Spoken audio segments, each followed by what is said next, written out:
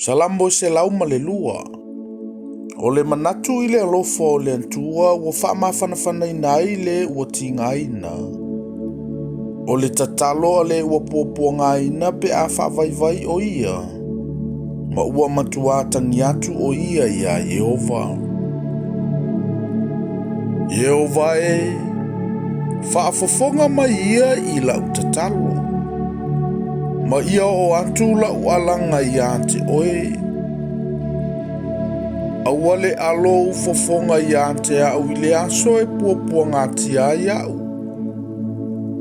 Ia liliu mai au ufofonga ia te au. Ia taalise ona e tali mai ia te au i le aso o te vala au atuai ia te oe. Awa ua mavae o ua so whaapei o le asu. O wivi foi ua mua e pei o le motu motu. Ua sasa ina ma ua mangu lo ulonto pei o le vauiti. O lea ua ngalo ai ia te au ona ai la umea e ai. O le leo lo umapu iti ngā. Ua pipi i ai o wivi lo ua ano. Ua tusa u malekati o le vao. Ua avea u pei o le kusa i mea ua whaatafuna ina. O loo u mātaala ma ua avea u e pei o le manu iti. E nofo toatasi i lunga i le fale. O le aso atoa ua ngau mai ai o e itamai i a te au. O e ua whaavale malosi mai i a te au. Ua tauto i latou e angaleanga i a te au. A wao lo aina e au o le lefu e pei o le mea e ai.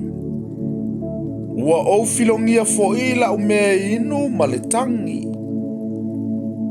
Ona o louto a tā mai ma louto a sā. A wana e si itia u ilunga. Na e lafo tu ina fo i au i lalo. O waso ua pei o le ata ua la fo ia. O au nei fo i. Ua pei o le vau iti o na mangu.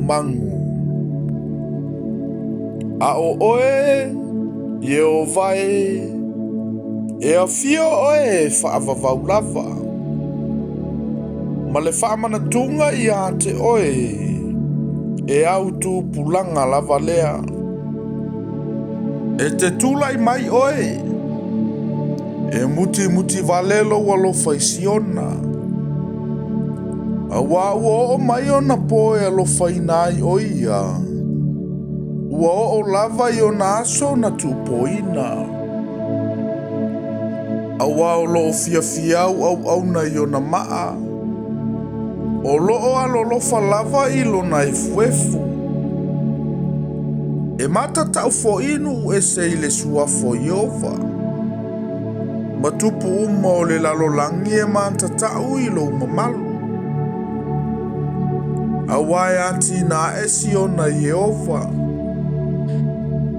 E iloa mai o ia i lo na mamalu. E liuli walo mai o ia i le tatalo a le ua mativa. E le ino foi o ia i la lantou tatalo. E tu siale nei mea mo le tupulanga a muli. O le nuu foi e faia. Lantou te vivi atu i a Yeoa. Awa ua sila mai o ia mai lunga i lo na fio angapa ia. Ua sila Yehova mai le langi i le lalolangi. Ina ia whaafofonga o ia i le oi o le ua nonotia. Ina ia tala ina ia o e na tuu e oti. E tau atu ai le suafo Yehova i Siona.